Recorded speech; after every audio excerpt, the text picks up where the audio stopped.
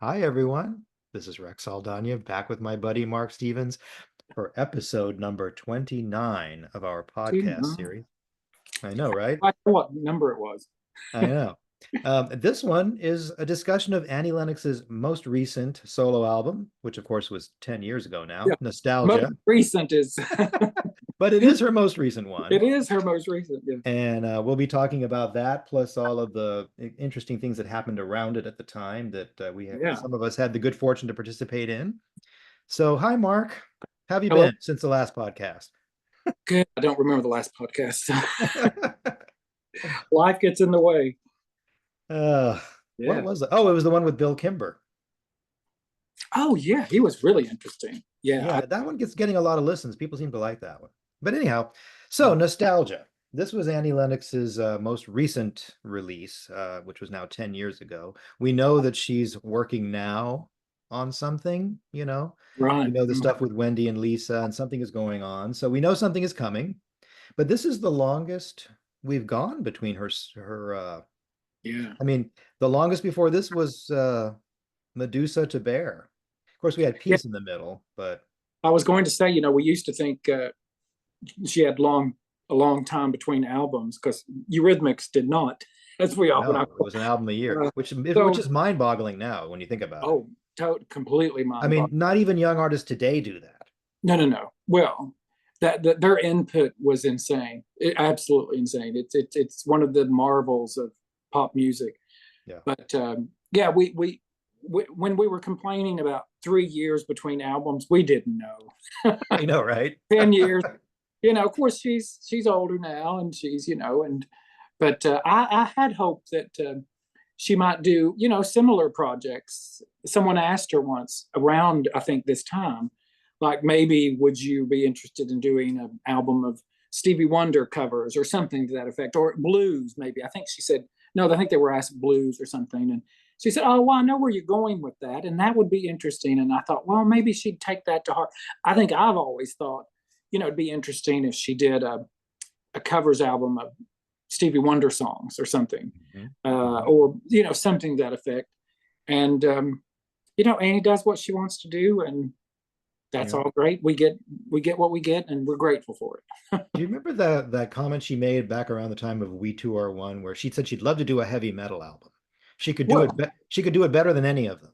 You know. well, she said once she'd love to do a dance album, Hmm. Yeah. dance music, and that would have been exciting.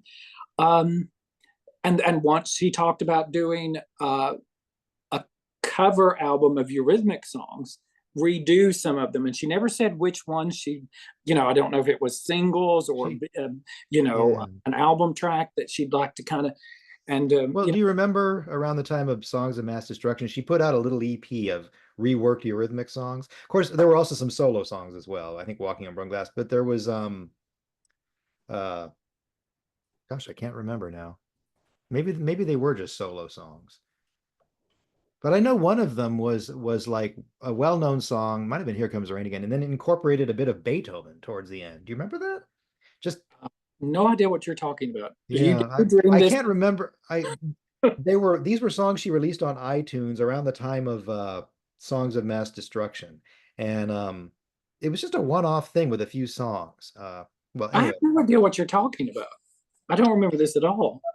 too bad we're on this video recording podcast because I would just get out my phone and look it up, but that's not appropriate now. But Yeah, maybe you're maybe gonna some of the fans that are watching this can after the podcast, you have to send me this stuff. I have to know what you're yeah, talking. yeah, I will. But there was even a photo, like like it was a single, but it was not physical, it was only digital. No, I don't. And she redid like Little Bird, I think, and some other, it was one And or we'll two break and go. others. I remember she did some uh,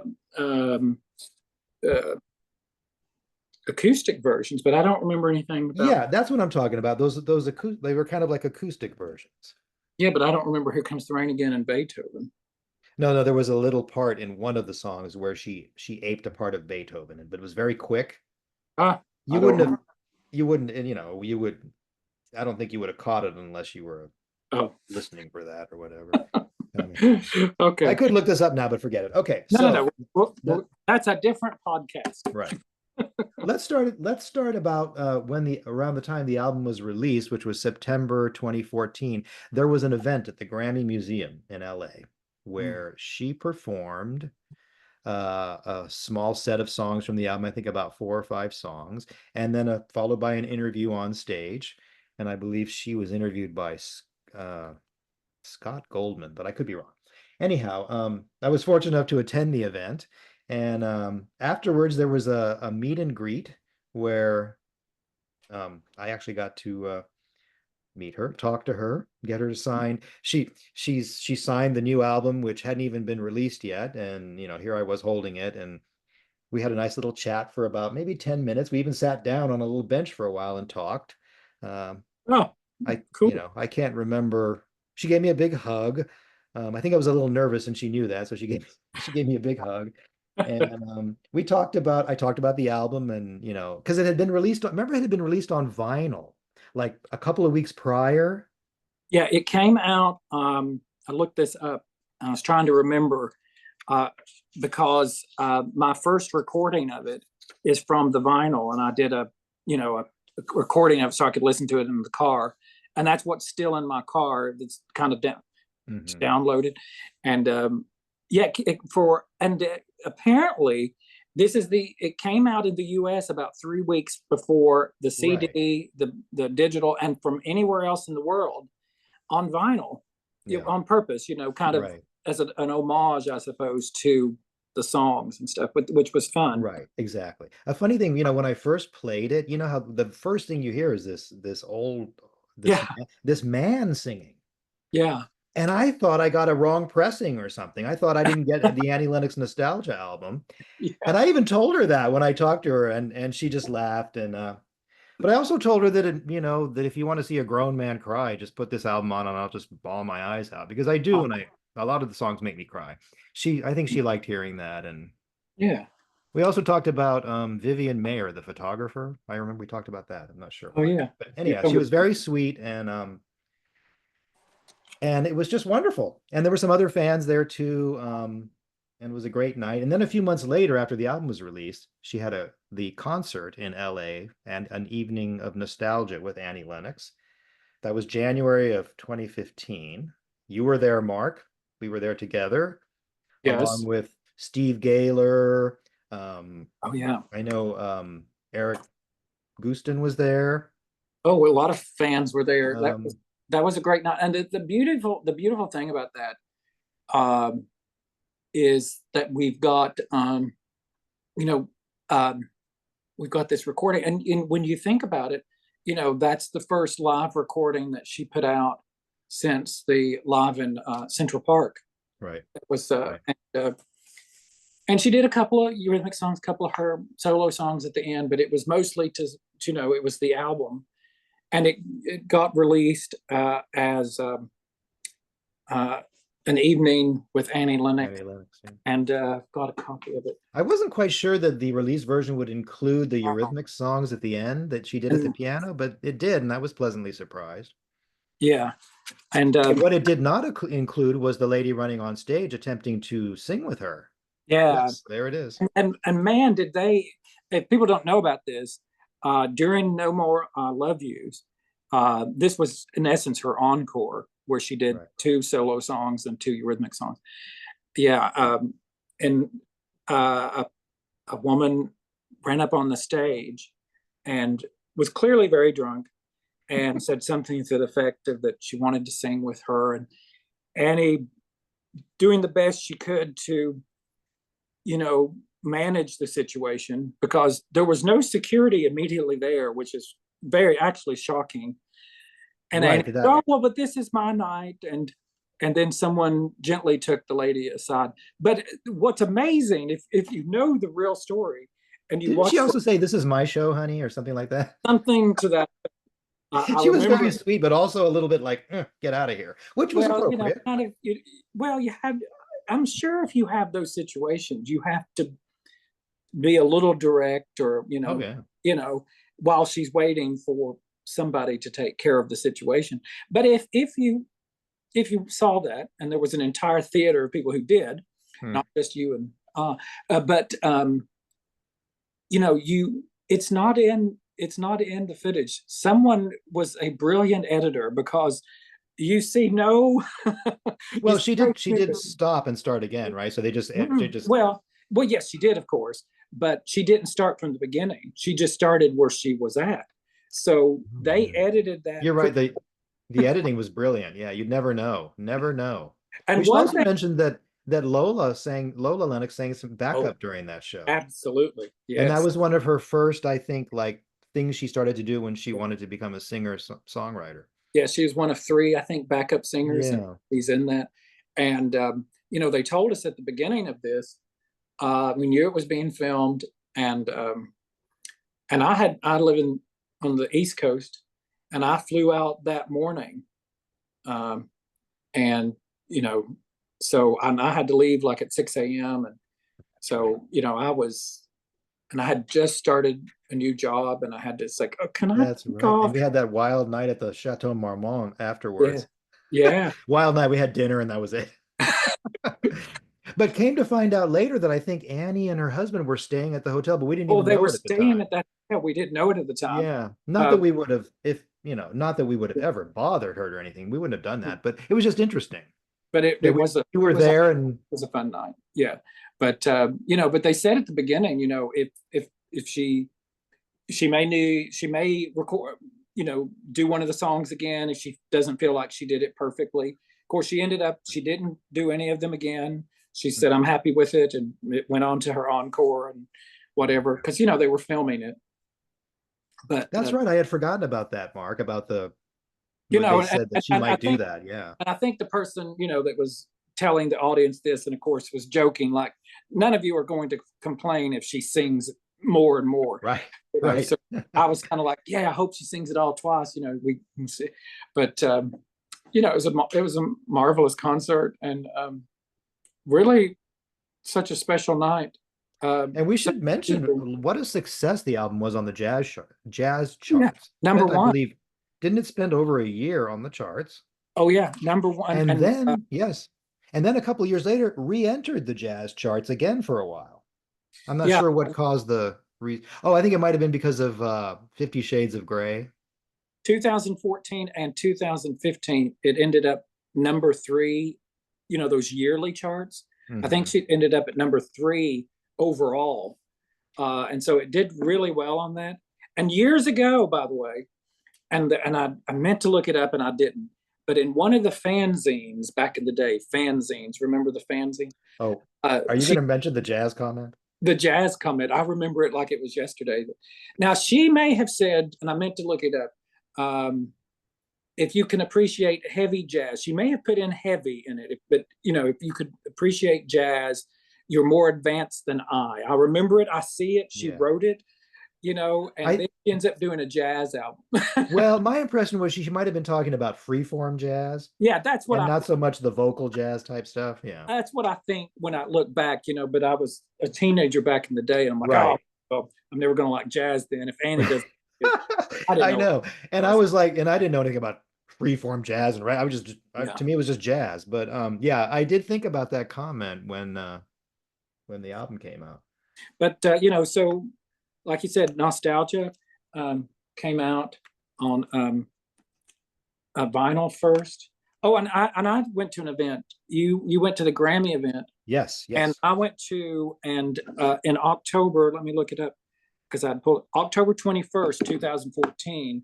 Once the CD and everything had been released, she had an event in New York City at Barnes and Noble, and it was it must have been very similar to yours.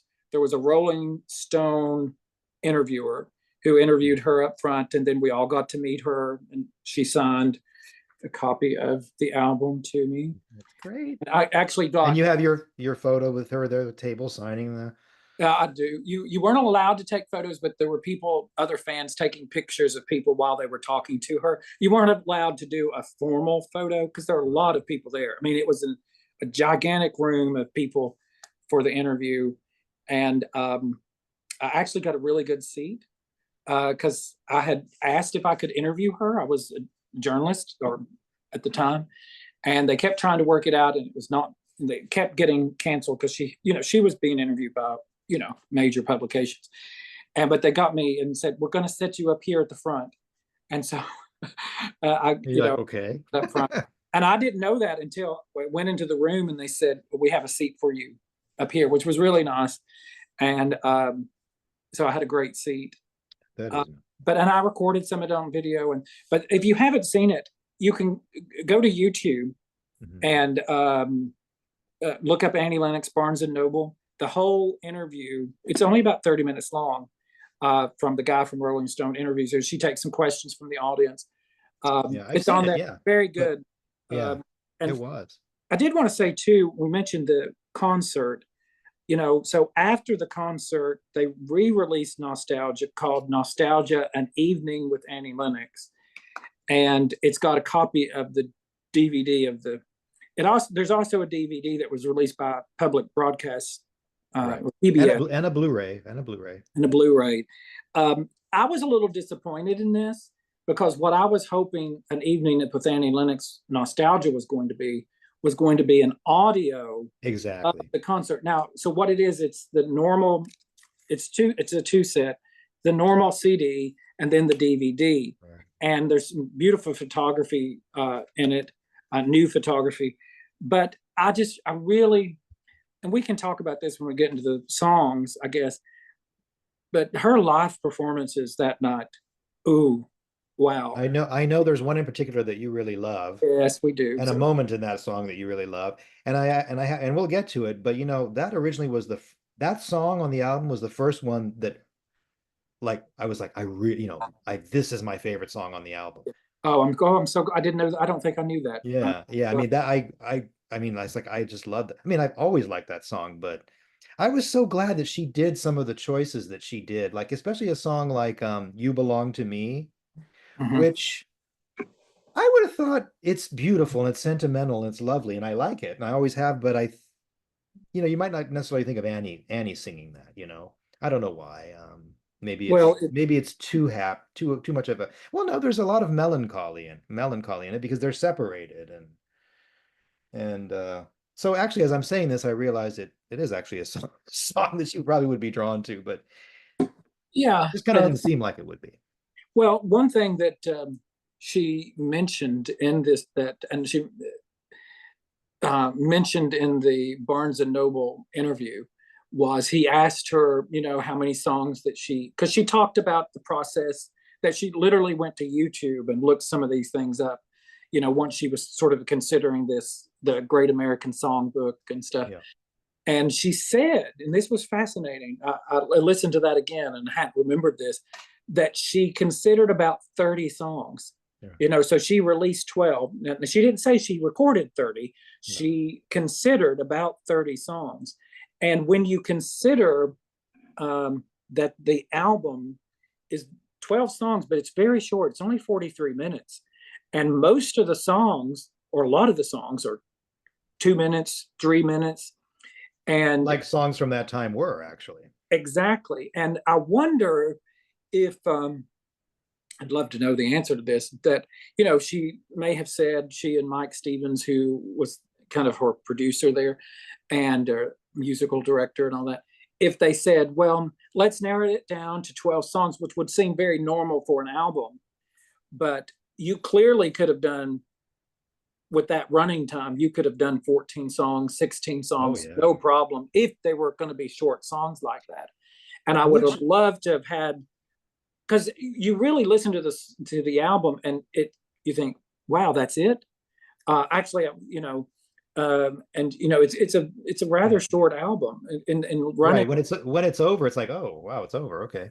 Yeah. So that's interesting because somebody asked a question at the event I was at the Grammy Museum about what about, we know that you looked at like 30 something songs. Are there any other songs that have been recorded that weren't released?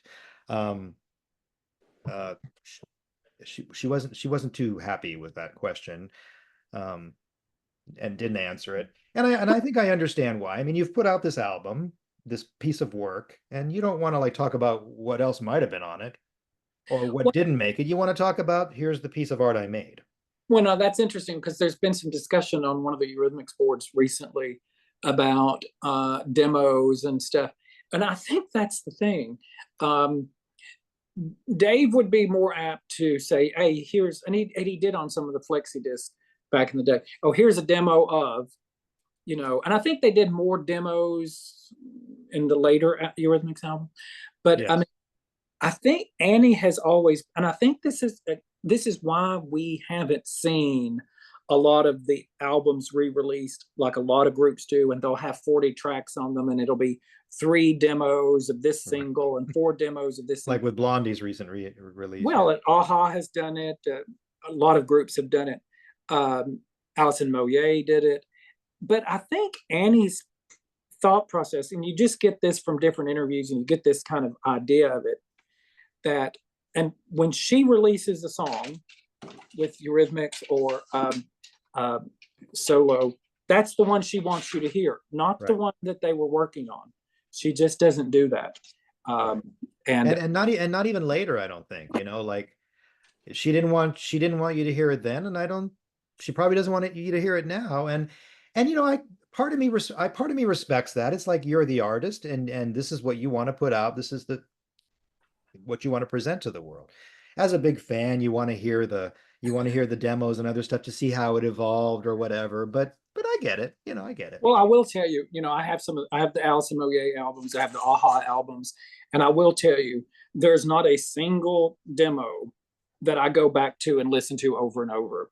You know, I know, most, same with Blondie. I don't go listen to 7 different versions of Heart of Glass or whatever. The ones I listen to are the ones that were completely unique original songs that were never released. absolutely, Yeah. absolutely. That's what's interesting Yeah. to me. So it is interesting, but I don't think we'll get those kind of things. I don't think a lot of them exist because they talk about this a lot, at least in Eurythmics, that a lot of times the songs happen pretty quickly. There wasn't necessarily, Right. here's a Yeah. demo and we'll get back to it in a few months. I think there are a few of them out there, things they might have Right. worked on a little bit. But anyway, so And I think they might have even, given us some of that stuff. Like we had some demos for Savage, Savage and We Two Are One. yeah, and the demo for My Mind Baby's Gonna Cry, which I Yes, think was on a flexi disc, right? on a flexi disc. We got a lot of the stuff on flexi disc back in the day. Now, whatever happened to those, I have no idea. I just want to, before we start delving into the album, I just want to make a quick comment. I was in a store the other day, a clothing store, that's probably more towards the younger generation. What was I doing in there? I don't know. But they were playing this music, this kind of techno dance music with all these bizarre sounds. And I thought this really reminds me of some of the sounds I heard on some of those, you know, strange Eurythmics B-sides from the early 80s, like ABC Freeform, all that kind of stuff. And I thought, how funny that this kind of stuff that was considered so underground, but these sounds are now kind of are now coming into popular music, not fully like they were on what Eurythmics did, but just elements of it, subtle elements of it. People made fun of that stuff at the time. Now it's accepted. It's okay to be weird and different, but back then if you did it, you were weird and different, you know. But everything was weird and different back then. That's what, yeah, it was real weird and different Yeah. because it was new. Uh, Okay, so the album. I I have to, wanted to mention one thing yeah, from the Barnes and Noble, uh, and you'll see this on the video if you go to YouTube and watch it. But one of the people, and he was literally sitting like 2 people down from me. He had a special seat too, but it was Hoagy Carmichael Jr. It was the son of Hoagy Carmichael who co-wrote 3 of the songs on Nostalgia. Hoagy Carmichael himself was born in the late 1800s. So Hoagy Carmichael Jr. was not a young man. And the Rolling Stone guy mentioned, though, there's a special guest, and Annie says, "Oh, we've heard he's here." And like, she didn't know where he was. He was literally right down front. And she said, "Can you," and you see in the video, you see his hand, it comes up. And she says something really sweet to him, that how much it meant when she heard that he was going to be there and how much it meant to her.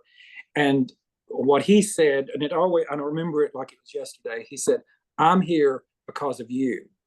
And I thought that was just, and he got in line just like all the rest of us to get her to So stop so singing he for him. must have been aware of that she was covering his father, Yeah, and yeah. that's interesting. I mean, it Well, was a really nice moment. It was a very short, they didn't stay on it very long, yeah, but you could tell it meant a lot to her, and yeah, that it meant a lot to him, and that's really I sweet. love that. Yeah, and well, how nice that you were there for that. Yeah, You know. that was it was a cool moment. So Well, anyway, this is the let's get to the perfect segue because the first album on the first song on the album is written by Hoagie Carmichael and Paul yeah, Francis Webster, Memphis in June. Now, this Memphis. is not a song I had ever heard prior to this I did album. not know it. Um, and I was exposed to a lot of the stuff from my parents growing up, so I was, I'd never heard this. But what a beautiful song. I mean, Sweet Oleander, blowing perfume in the air. I mean, Yeah. what beautiful lyrics. Um, how about Granny rocking on the porch, and watching the neighbors go by? It's just beautiful. It makes you feel like a warm summer day in the South. Yeah. And I think that's probably why she picked it as an opening. And you mentioned earlier that it starts, there's this little clip of another song. And it says in the liner notes, these liner notes are very small, but it says, introduced by the voice of Sammy Fain, Fain, performing, You Brought Me a New Kind of Love to Me.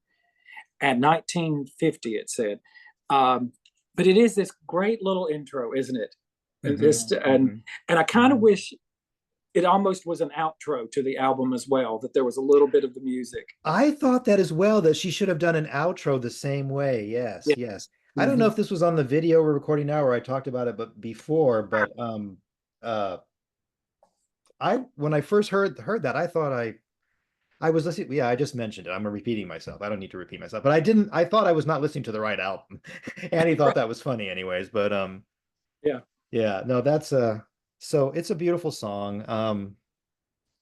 And I'm glad that if I'm going to hear it for the first time, it was Annie singing it. I have gone and listened to other versions of it, and so Yeah. next is George on My Mind, also Hoagie Carmichael. I think everybody knows this song. So many people have covered it, Ray Charles and others. But I have to, well, I'm going to say this now. This is my personal opinion. I feel that the entire recording of Nostalgia for me is the best vocal work by Annie Lennox put on record. Mm. I think her voice on this album sounds fantastic. It's aged. Yes, it's not as she does, some things are not as high as they used to be, but it sounds great on this album. This is one of the things I love about this album is her vocals are just amazing. And Georgia on My Mind, unbelievable. I mean, it sends shivers down my spine when I hear it. Um, Especially that part about moonlight through the pines. Mm. Whew, Mm. and then the way she just does all the kind of I, I'm not going to sing it. I'm not going to try to sound like her, but the whole I'm definitely. Georgia and then the Georgia and the way she draws out Georgia and all that, it's just gives me chills. And I just think it's one of the best vocal performances I've heard by her. It's interesting because and I think because you mentioned so many people have covered a lot of these songs, and if you know them from a lot of different, very well known singers, really great singers too. Hmm. These Hmm. are songs written for really great singers, and so I think she's one of the people, the few people perhaps that can cover these songs in her own right, in her own way. And I think she was for the, I think she was very uh, cognizant of, that these songs had such a history. Not only were some of them written in the 1930s and 1950s, but a majority, I think, in the 1930s, that they did have such history. And you go into those kind of things, and you're going to get compared to other people, Hmm. very famous, really great singers. Not that she is not one of those people, but still, it Right. doesn't matter. When you cover a famous song or a famous recording of a song, you're going to be compared. We all know it. She knows it. Everybody knows it. If someone does a cover of a Eurythmics song or an Annie Lennox song, we all say, oh, well, is that as good as the original? Right, No. right. So, and I will say, when I heard that she was doing a covers album and what kind of covers album it was, this Georgia on My Mind was the song that, like, oh, you got to be kidding. No. Because Because it had been so done. Yeah. it had, I Well, knew it, and you knew that you knew Ray Charles's the version by Ray Charles, and you knew many other right. versions. And But I thought, don't you think there are God, some songs that had to be done? They just had, like, that's one of them. She had to do that, and summertime as well. How could she put out a standards album and not do summertime? yes, Or and even God Bless the Child? so but that was the thing, but I will say that I really like her version. Yeah. uh but it was, at first I thought, I don't know what my reaction to this is going to be, because I Yeah. couldn't hear her sing. And I shouldn't say that, because anything she sings, and she's done you know some live off one-off performances where she's taken old songs and done something, Keep Young and Beautiful, for example, Mhm. where she did on, for the Diva album. So, I should have known she could do it, but it was just like, oh, how are you going to do that? And how are you going to do it? I will say, and there are several of them out there, the live version that she performed on many different television shows in promotion of Georgia on My Mind. Wow. Yeah. Wow. Yeah. Every time she did it, she knocked it out of the park. It Yeah. was amazing. Um, Well, and one thing that's interesting about Georgia on My Mind, and I don't know what interview this was, but she talked about it. You do think, and I think the song is of a place of the state of Georgia, but she said, Georgia on My Mind, Georgia could be a person. right. So is it in her mind, in the way she performed it? And she talks about this, that she internalizes these songs, and that they become what she's thinking they are. Right.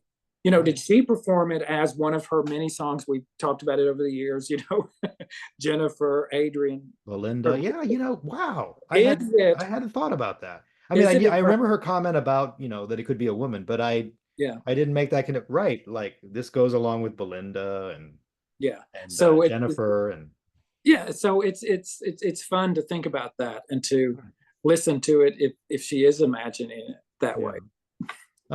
I wanted to say a little something about, the album is kind of, I guess it's safe to say that it's piano based. I mean, it has a lot of other things in it, strings and guitars and all that, but at its core, it feels like you're sort of sitting down with Annie and she's playing the piano and she's singing these beautiful songs.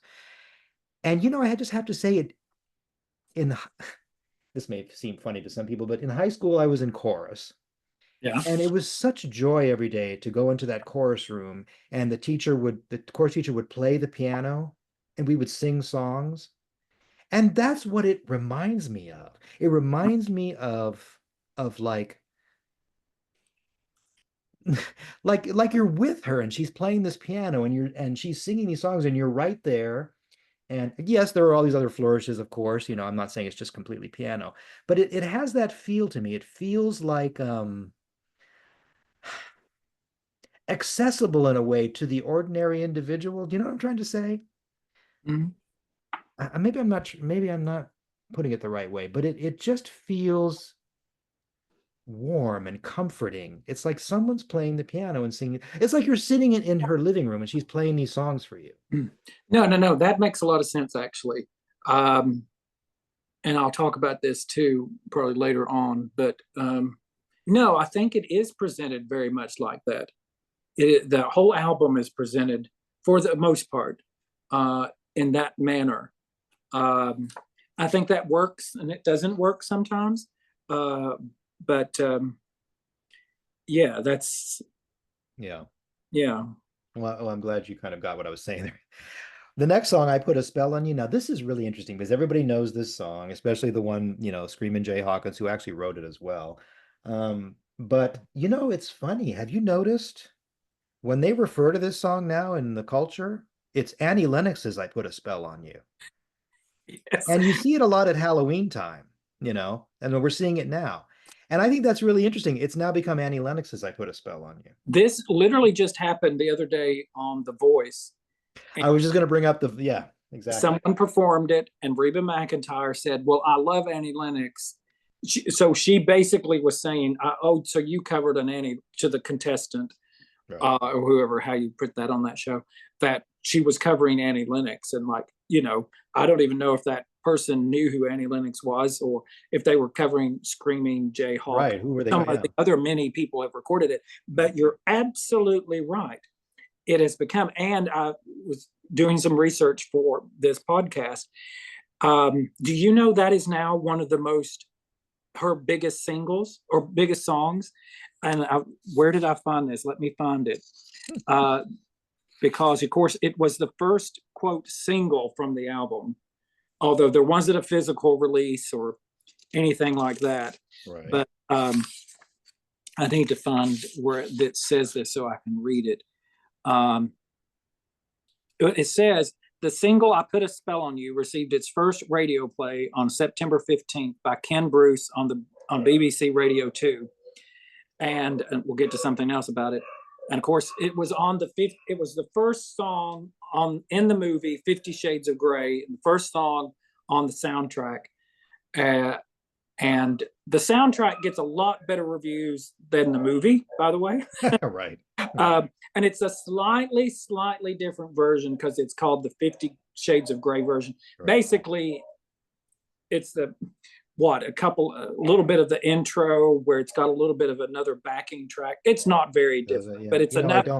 I haven't listened to it in a while, that version in a while. So I had And it forgotten was about that. at the time, how digital songs were, you had to buy the whole album to get it. You couldn't just buy the one track. So they knew what they were doing.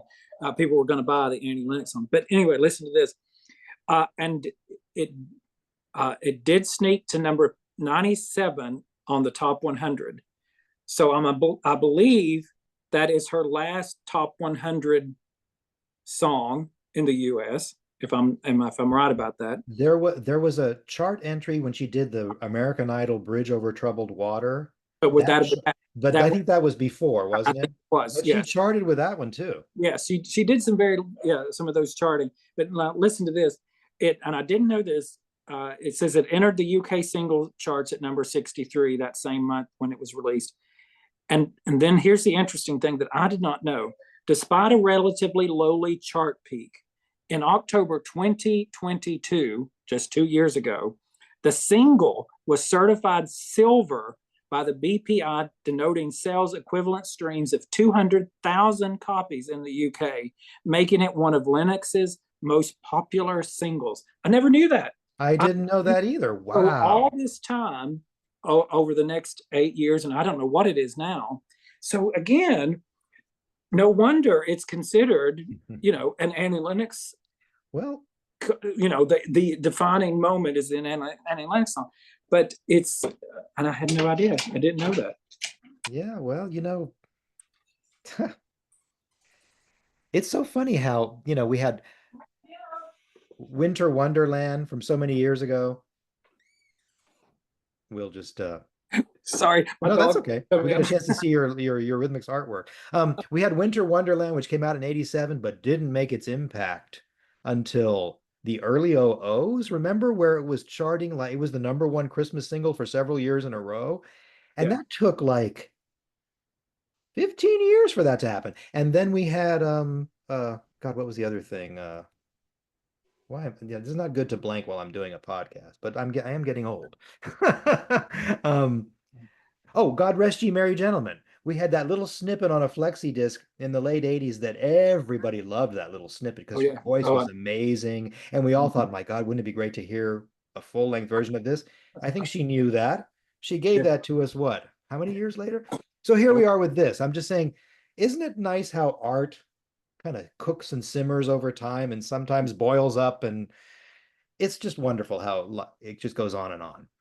Yeah, but anyway, her version of I Put a Spell on You is, perfection. There's nothing you can.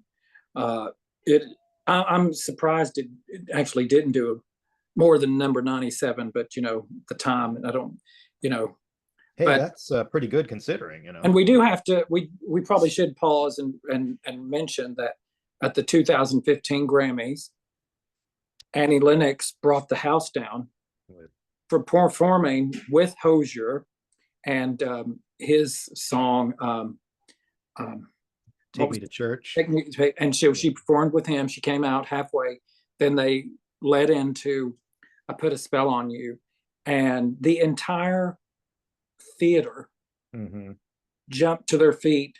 Taylor Swift was on the front row, jumped up and down, was just, I mean, she brought the house down. And Yeah. the next day, this was a, It caused us, yeah, she trended #1 the next day. yeah, absolutely. And remember, in 1984, that she did, if there'd been the internet, she would have been trending the next day because she was, Right. all the newspapers were writing about, all the magazines. It was supposed to be Michael Jackson's night. And she and Dave and Annie came out as, quote, the Earl character Right. in the black pompadour wig. And everybody was talking about her. Go to 2015, February 2015, again at the Grammys, everybody was talking about her. Yeah, well, she's known for those like these performances that just blow everybody away. Like the Freddie Mercury tribute with David Bowie. That was another example that blew Yes, people away. yes. And And but she's our dear departed friend Maureen used to call her the queen of entrances. She knows mm, how to make an entrance and she knows how to make a splash. And even not even with music, like dressing up as Minnie Mouse or yeah. with a Well, and dog collar on. yeah, absolutely. And that again, she does well at the Grammys, but uh, and she had performed "I Put a Spell on You" on several morning shows and that. Hmm. But watching the Grammys, even my wife said that was the best version of that she's done. But Yes. again, I always say, all these morning shows that she has to be on and perform, or any of these performers, they're shooting at 6 a.m., 7 a.m., or whatever. I mean, how do you get up and sing at that hour anyway? I She always know. does a Well, good and job. But I mean, on the Grammys, I that night, believe there was some talk. I think back maybe during the Diva promotion, there was that was brought up in some of the interviews. It's so early in the morning, and how do you know? how do you do that?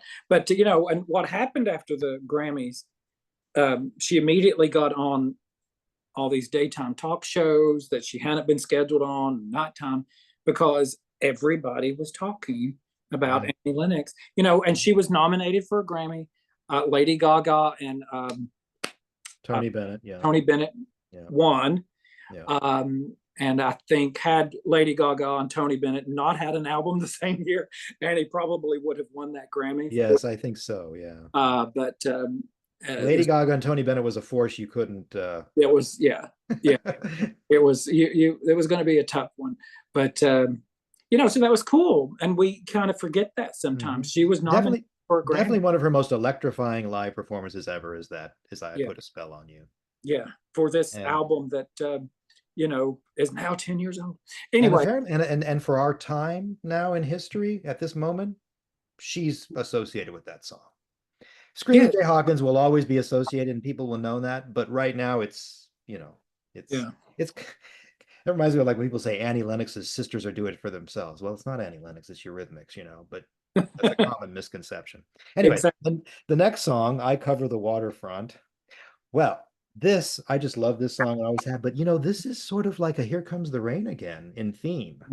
She's looking out to the sea for her love, and she's looking, and I wonder if maybe Here Comes the Rain again might have been inspired, kind of influenced by the theme of that song.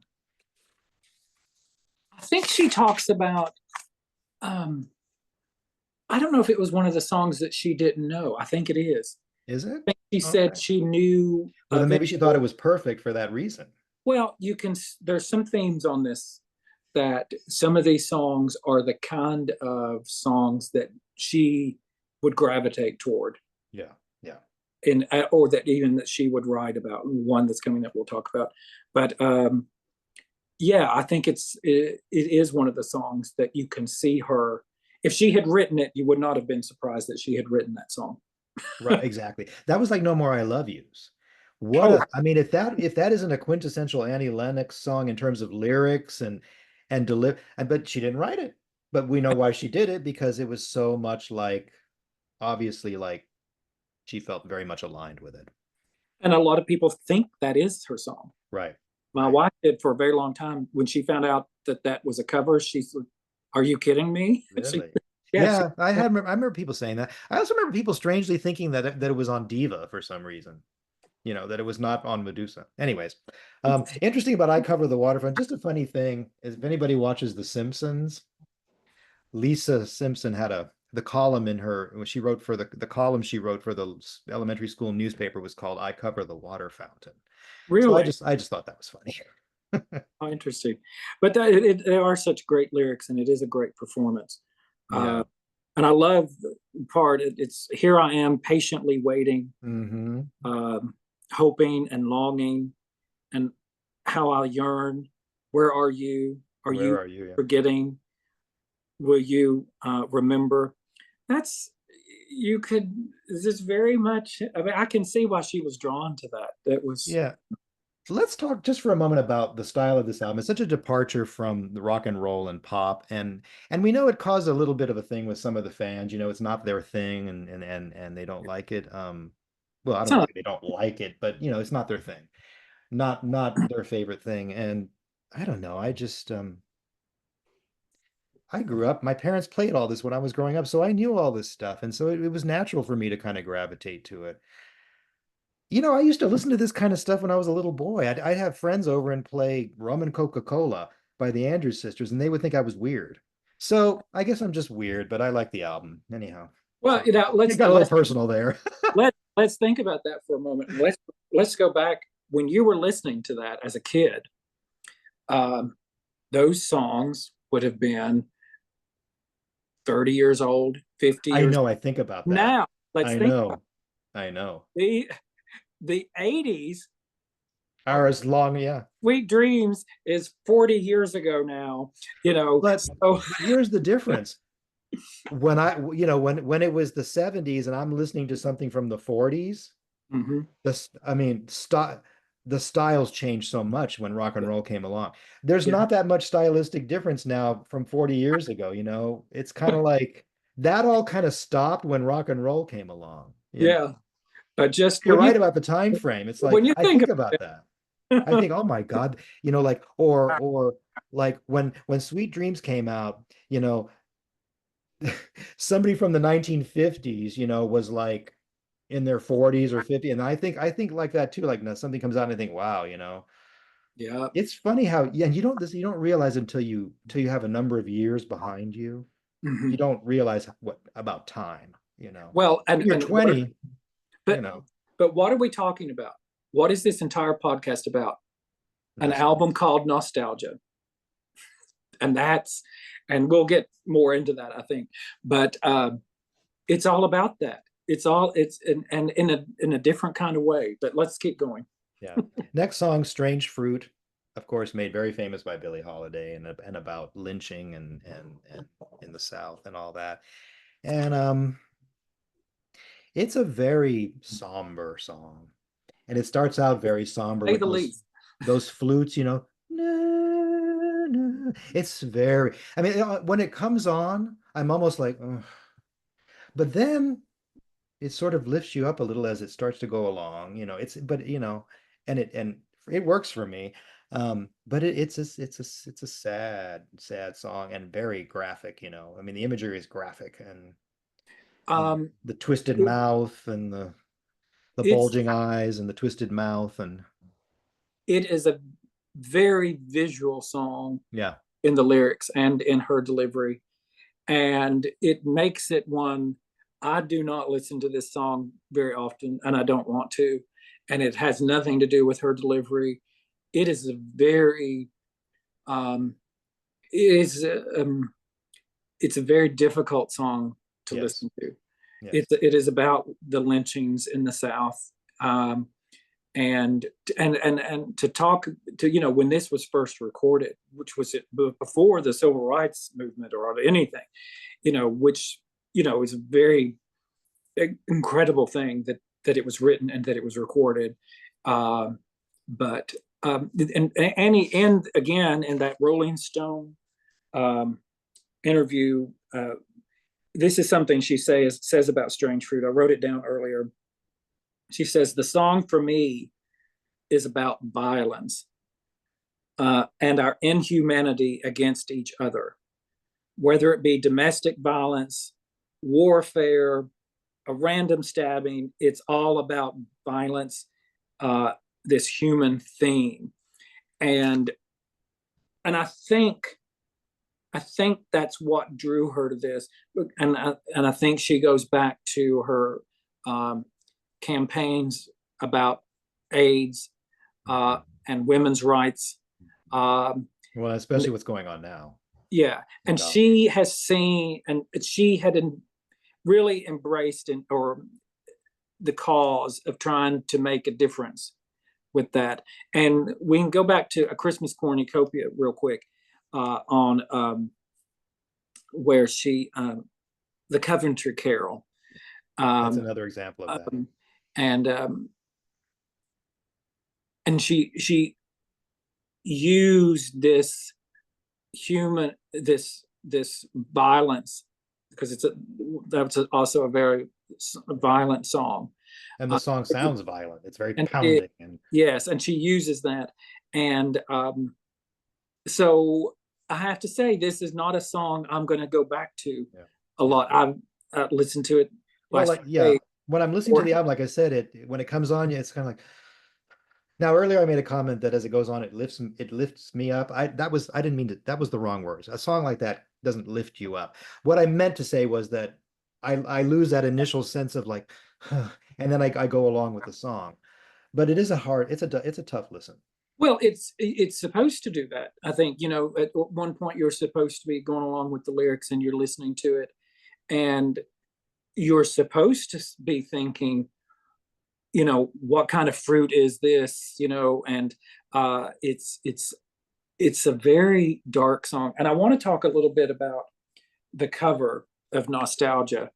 And, again, the name of that album uh, could be taken the wrong way. She's not talking about all these, in particular, strange fruit is not, a happy, nostalgic song. Look at the backdrop of this cover. This is what nostalgia is. She's talking about this dark storm behind her, and you have to take Annie Lennox doesn't. You have to take lots of things into account when you're talking about an Annie Lennox album, and it's not Right. just the music. Look at the cover for Bear. Look at the cover for Diva. There's a message there, and there's a big message here with Nostalgia and this dark storm behind her.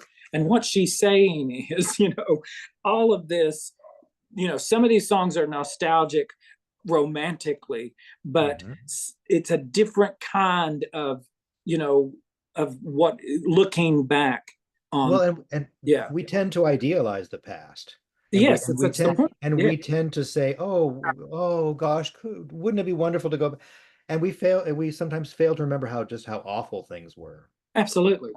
And I'm assuming people, you know, people will all through time, the best days were, somewhat behind you that you remember. It is not, but I mean, she's making a very strong point with the cover of that album, Yes. And I think from that, particularly that song.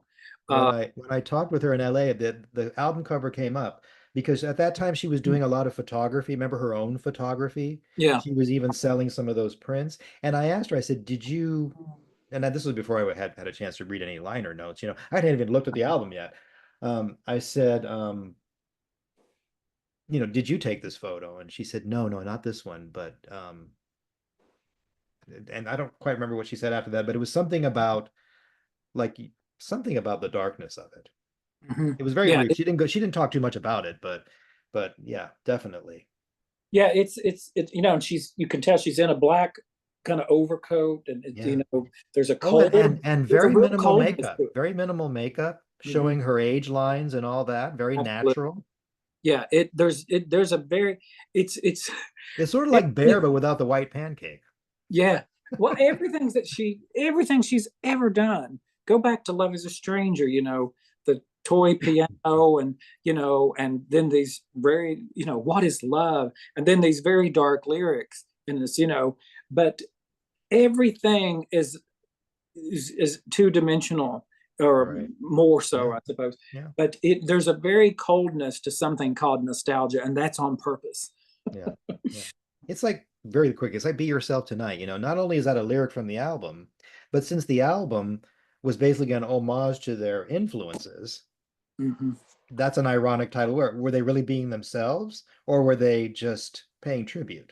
Well, obviously they were being themselves and paying tribute, but that's what but I love that like you're talking about there's always like a duality. A duality, that's the There's right. always something to think about other than what's being presented. Let's Mhm. talk, what about the Medusa album cover, which is very simple, or is it? Now Mhm. we've seen the other ones that were considered for the album, where the full shots and all that with the crazy hair. I think the understated thing kind of worked a little bit because it was a very commercial album. So the imagery wasn't incredibly wild or anything, or out there. You got that one little strand of hair coming down, which Yeah. is that supposed to be like a snake, like Medusa, or Rolling Stone when they reviewed the album, remember, or no, Entertainment Weekly, Entertainment Weekly. they did that Yeah. painting of her with snakes coming out of her head with all the album songs on the album on the Yeah. snakes. Yeah. Mhm. And then they trashed the album. Yeah, they didn't like That's the okay. yeah, they have a two-page spread of artwork that they did, and they didn't like the album And like then it. they trashed the album, yeah. Yeah. Well, Entertainment Weekly almost always got it wrong. Oh, especially with Diva. My Yeah. goodness. Well, Can yeah, you believe yeah. that the reviewer actually said, "Why does Walking on Broken Glass sound upbeat when the lyrics are downbeat?" Mhm. Wow. And Okay. they referred to part of it as a wilted piece of lettuce, I Yeah, believe. that's right. Talk about getting it wrong. One of the most beloved albums of the 1990s. Right. And wasn't it NME or Trouser Press said it lays its antiseptic egg on its satin pillow quite nicely? It's like, what? Who thinks up this stuff? I Anyhow. think it's just if you're going to be a reviewer back in the day, you got to come up with some that they thought was clever, but you read it many years later, and you're like, you weren't being very clever at all. You were Yeah, looking but pretty stupid. should somebody really be reviewing music if they don't understand about marrying downbeat lyrics with upbeat music or vice Yeah, versa? That's yeah. a stylistic tool. I mean, shouldn't It's they know this? one would think, but Anyhow, okay. Next song, God Bless the Child, written by Billie Holiday, Arthur Herzog Jr. What I love about this version of this song is it sounds almost like a folk song to me. It's mm, presented, it's, like, you remember, did you ever hear the cover of The Night They Drove Old Dixie Down by Joan Baez? uh-huh. Oh yeah. It reminds me of that. I don't know why. It doesn't sound anything like that. Does the melodies? It just kind of reminds me of like it has this folky feel that really wasn't the way it was originally. She Mhm. changed.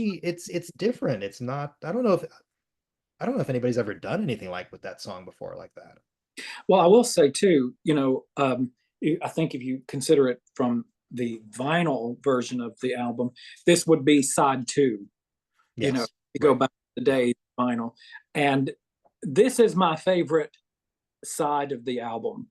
This is when the album for me is kicking in, and it's when it's connecting with me wholeheartedly as we go forward. But yeah, and again, she did some morning show, and I don't remember which one here in the U.S. It got nominated for an Emmy.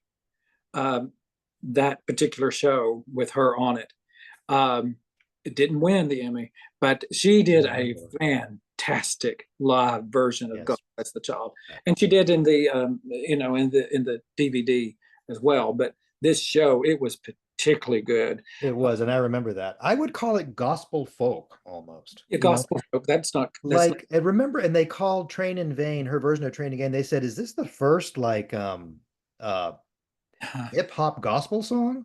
Or Interesting. something like that. I think Q Yeah. magazine said that. And I thought that's really interesting because yeah. But Yeah. Yeah, I think it's a great version. You Belong to Me. Now, Mm. this was originally by, well, Joe Stafford was the singer I'm familiar with who sang this. But I didn't know it was written by one of the writers is Pee Wee King. And if you know your country music, especially from older country music, he's a songwriter of some acclaim. And he wrote, I think one of his biggest hits was um Slowpoke. Have you ever heard that song? Not that I It's an remember. old country song, probably from the 50s or 60s, Slowpoke. I could sing it, but I'm not going to. Anyways, that's interesting. So I recognize his name from that. I knew he's kind of a country, he's a country singer and writer. And which is interesting. It doesn't really sound like a country song, does it? Mm. But No, what beautiful, but there were a lot of songwriters back in the day who wrote right. songs, you know, Exactly. Yeah. and it Yeah. probably wouldn't have mattered what genre. I didn't know. Right. I don't even know the history of this song at all. I don't know anything about. Oh. Well, I think it's from the 40s or 50s, and I know Joe Stafford, I think made it famous. But the lyrics I just love, see the marketplace in old Tangier, It is fly the ocean in a silver plane. I mean, it you, sends goosebumps. again, what a visual song lyrically this is, and she does it in perfection. Mhm. And just some of the, um, I love the send me photographs and souvenirs. Mhm. Well, it starts see the marketplace, as you said, in old Algiers. Send me photographs and souvenirs. Just remember when a dream appears, you belong to You me. belong to me. Now, I will say it would have been interesting had she presented this song sort of as a side two version of I Put a Spell on You, because there's a little bit of like, remember me, but hey, you're mine. Yes. You could have Yeah. interpreted it that But way, but yeah, you're right. You're right. And yeah, you're right. So visual too. I mean, see the jungle when it's wet with rain. oh, oh my God, that's such a great lyric. I know. I mean, it's You just can, if you've been in an airplane and you know what it's like looking out the window and looking down and everything about it's so visual. I mhm. absolutely love that line. This was another one that surprised me that she did it. Like, you know, well, maybe that I think that was the one that surprised me the most. It was because I this would have been a song I've always loved that song, and I would have thought, oh, it would be great to hear Annie do this, but oh, she'd probably never do something like that. It's so kind of so you would think maybe kind of ordinary, but then when you hear those lyrics, it's so transportive and so like, Yeah, visual. yeah. But I think I'm not giving Annie enough credit here. Clearly. She's not going to do this. Why would she do this? Um, it's I mean, I think it's presented as it's quite the love song, right? yeah. Yeah. But But then it's again, there's such an ache in it, such an ache and a longing. It's so sad, and she's worried, don't if a dream appears, she's worried that he's gonna find yeah. somebody else. So again, we go back to what we were just talking about a minute ago. There is this duality to it. It's this love song, but there's this element to it. But but remember, you're mine. You belong to Right. me. It's a little bit of You're right about that would have made a great double single with you. I put a you spell know on you. Exactly. presented differently. Kind of a um, the police, every breath you take kind of thing. You read oh, wait a minute, you know, I yeah, know. this is not quite what you're thinking. So yeah, it's Now I can I know listen this to that. podcast is kind of running long, which Oh, sorry. no, no, no, it's not Head your on. fault. I mean, I'm just saying that we're talking. We like to talk. Um, so folks, yes, we'll get on with it. September in the Rain. I know you love this. Harry Warren and Al Duman, who also wrote Keep Young and Beautiful, right? Oh, I didn't know that. I didn't know that either. Wow. Okay, you're teaching me things today, I right? think so. Let me make sure that's correct. But my favorite song on this album from the very beginning. Me too. Me too. Um, Well, close up there with I Put a Spell on You, though. Well, yeah, I mean, but you know, hey, you got to love I Put a Spell on You. Yes, Al Dubin and Harry Warren for Keep Young and Beautiful. Yeah. I did not know that. That is so cool. I did not know that. A totally different kind of song. See, Right. what could Right. people could do, but But what a great, I mean, another song of, it's so sad and so, and the longing, and we all know how that what that feels like, right? When you're separated from a Yeah. loved one that you're pining for. And And this great moment in time that you're supposed to be talking about in this song, this remembrance. And Amy and I once had this great moment where we had this real long walk in the rain, and I remember it so fondly because we didn't mean to do it. It was one of these things, and so I always think about this and how it was. It ended up being a fun kind of romantic thing. You were soaked at the end of it, but it was this great moment. And it reminds me of that, but it's not why I just love the song. But I mean, God, the lyrics on this, and I know. and it's Annie Lennox has had this great connection or to rain in so many in pavement cracks. And of course, here comes the rain again. And I can say, if Annie were still touring, and I wish she would, uh, I could see September in the Rain being performed and then moving directly into Here Comes the Rain Again. Right. It's so well done. Um, but I know you mentioned this earlier, so we got to talk about it. But if you're listening to this and you haven't watched the An Evening with Annie Lennox, the performance, the September in the Rain, and she gets to the lyrics are, to every word of love I heard you whisper, the raindrops seem to play our sweet refrain. Right. Though spring is here, to me it's still September, that September in the Rain. But she she does it totally different than she does on the album. The album version is very low key, very you know calm, but on the album, I mean, in the concert, and she has she did a live performance of it as some promotions at the beginning, which had a slightly different Oh, inflection, right. not, Yes, yes. not like, but not like on that performance that night. And I'll tell you, I cry every time I hear her sing this, and uh, Me and too. to every word of love I hear you whisper, and it's incredible. Now I will say I wish she had done it like that on the album, sort of. And she talks about this stuff. She talks about once she goes out and starts performing any of her songs live, she finds a different Yeah. aspect to it, Right. than what you're doing in the studio. And many fans have talked about even Eurythmics albums, that that that it could find a new life. And Dave and Annie is solo, and Dave solo even, going back to Eurythmic songs or whatever, and her own solo songs. You can find a different way to do it live, and Right. Right. that knocks me out. It knocks me out. Yeah. I don't know why this wasn't. I have to say, I don't know why this wasn't a single. I also read that I know. "Summertime" was the second single from the album. If it was, I never even heard that it had been quote Yeah. released as a single. Because back in 2014, you weren't even, there weren't singles that you went out and Right. bought. But I Right. think All September in changed. the Rain should have been a single, I simply agree. because it's a timeless song. There isn't any. It would fit in anything. It's a short song too on the album. It's not very long at all. Right? I No. think maybe under 3 minutes even. Yeah. 253. Yeah.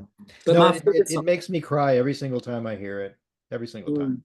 Well, okay, folks. Rex and I get very weepy over this song. Oh, I told her that too. I said, "You want to?" Oh, did you? I said, "Annie, you want to watch a grown man cry? I'll just put on nostalgia and I'll start crying." Um, and that's the way I feel about "I Can Dream, Can I?" The next song. Mhm. That song makes me cry too. Oh yeah. Um, the lyrics are escaping me now, but No matter how near you'll be, you'll never belong to me. yeah. I can dream, can't But I I? can dream, can I? Yeah. I mean, come on. Oh, what? I know. Oh my God, So it's such a great lyric. Oh, here's interesting. It says one of Sammy the writers Fain. is Sammy Fain, who Sammy was Fain. yeah, Exactly, yeah. yeah, The guy who sings at the beginning of the album, yeah. yeah. I didn't know Who that. I thought was Al Jolson at first, but no, apparently not. But I Oh, Can Dream, here's, Can I, just full of longing again, and you know, I'm um, already crying from September in the Rain, so that just kind of segue to more crying with that one. mhm. And here's fun. I'm aware my heart is a Yeah. is a sad affair. There's Yes. much disillusion there, but I can dream, can't I? Yeah. God, come on, And my heart is a sad affair. There's such disillusion there. She didn't write those lyrics, but she could very well have, mhm. you know? Oh, yeah, yeah. You know, when she was listening to some of these things, what am I going to do with this? How am I going to do this? And that they immediately spoke to her. You know, when she had to say, okay, that's one. I have to do it. That's Yeah, calling to me because yeah, that's got Annie Lennox written all over it. it does. The Nearness of You is a song I did not know until this album. Mhm. Written by One Hoagie by Hogan. Carmichael. Yeah, Hoagie Carmichael and Ned Washington. Washington. It's a beautiful song with beautiful lyrics, and I like it. But it was her version was the first I've ever heard. Um, And it's again, it's not the pale moon that, yes, yeah, excites me. The thrills and delights me. It's the nearness of you. I mean, hey, but the that's way oh no, it's just so good, you know. Uh, uh, uh, oh, it's yeah. boy, we're just like totally gushing here. I know people are probably listening to this going, boy, these guys are like really gushing over Well, like I said, the second half of the album really speaks to me. Yeah. These the lyrics speak to me, the delivery speaks to me, um, uh, and for all sorts of reasons. But I mean, it is heartbreaking. A lot of it is, or it is could be considered romantic, uh, but you know, romance is often heartbreaking. You know, so I love Well, the yeah. I But love wouldn't the nearness of you be about, like, ooh, I'm next to this person that I love, and physical attraction and romantic attraction and things like that. yeah, and I think it's a longing. It's a longing for someone, and you're Longing. hoping that you'll get that it's something that you can achieve, um, and not And necessarily that you get that. It's a beautiful song. yeah. Um, Apparently it was written for a Paramount film titled Romance in the Rough from 1937, Interesting. but Yeah. not used. Huh, Hmm. interesting. Well, so the last song on the album, Mood Indigo, and I know she said she was not familiar with this one at all until she saw it on YouTube, I believe. Hard to believe because it's such a famous song.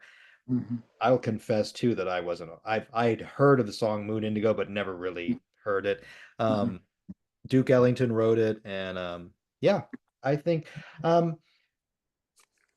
it's a long, it kind of goes on for a while, and it's very raucous. And of course, that's when she was wearing the big headdress when she was on stage. She put Yeah, that on for that thing, and made out of peacock feathers or whatever it was.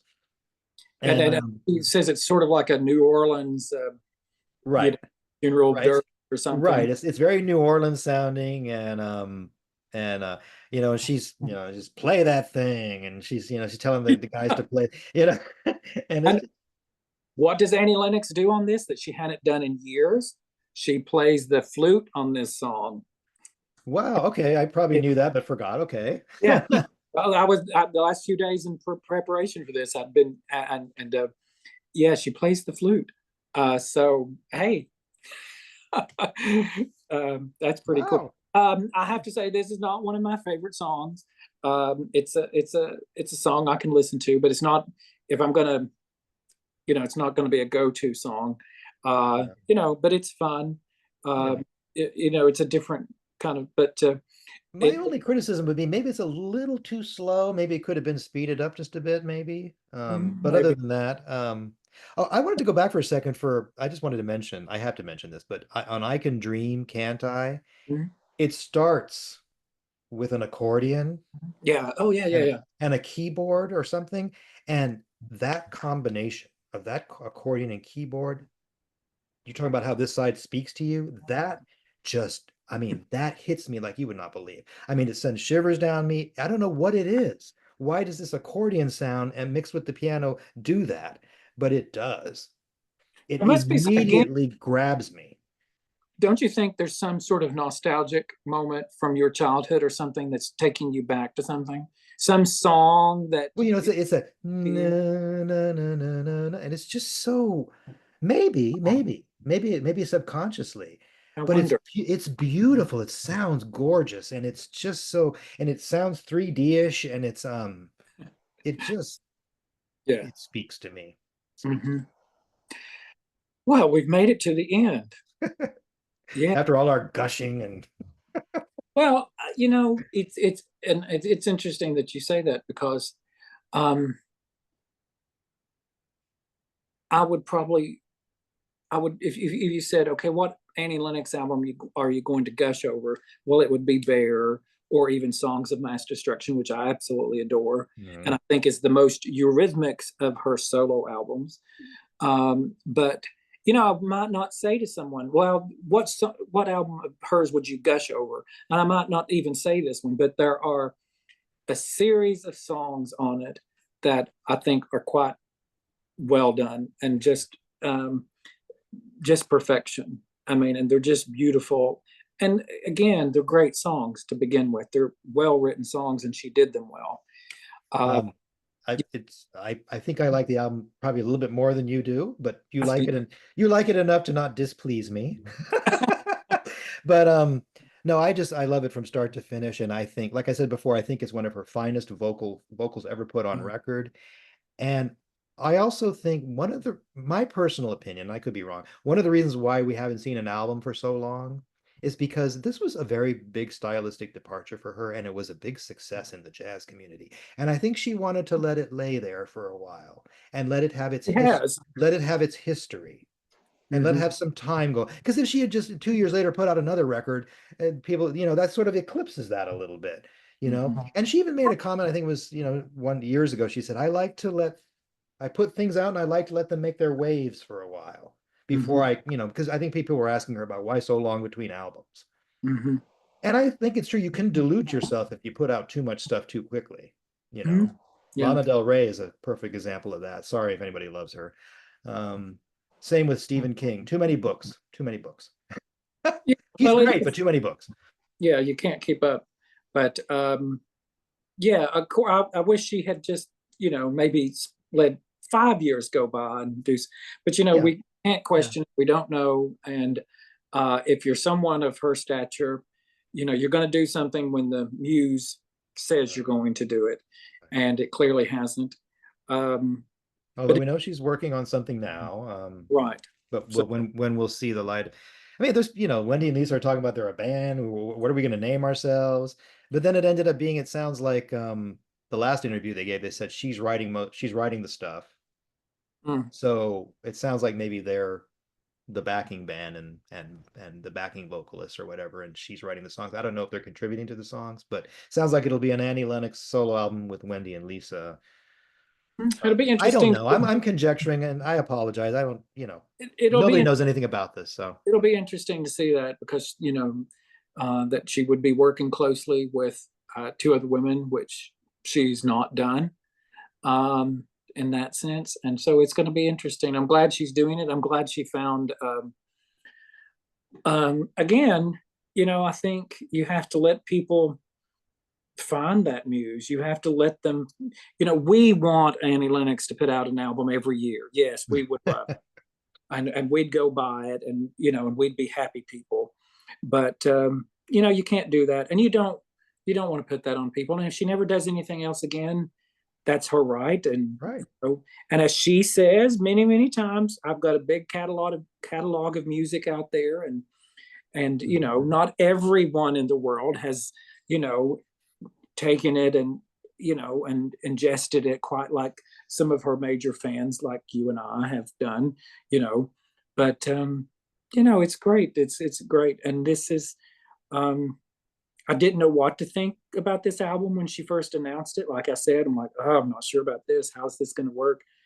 But then you find things and you kind of trust her. Like, Yeah. I'm going to show you something that Well, may. you knew she wasn't going to go the easy Target store Mhm. Rod Stewart type cover, nostalgia album where it's all Yeah. just happy and bouncy and Uh, no, this was going to have meat and it was going to have substance and it was going to have style and it was going to have the dark elements and the I'm glad you said that because you're so right. Because it would be so easy. And I talk about this with a Christmas cornucopia. It would have been right. people put out a Christmas. They go and record a Christmas album in a week, 2 weeks, throw it out there, and you can tell because it's absolute crap. Mhm. It's terrible. And she doesn't do things like that. And we should never expect that she's going to because she never has. And but you put that really well. Um, That Christmas album will not be fully appreciated for, I think, for decades to come, but when it will get its due one day. well, And now I predict that God Rest Ye Merry Gentlemen will also get its day in the sun, just like Winter Wonderland did. well, It's I too mean, ahead of its time.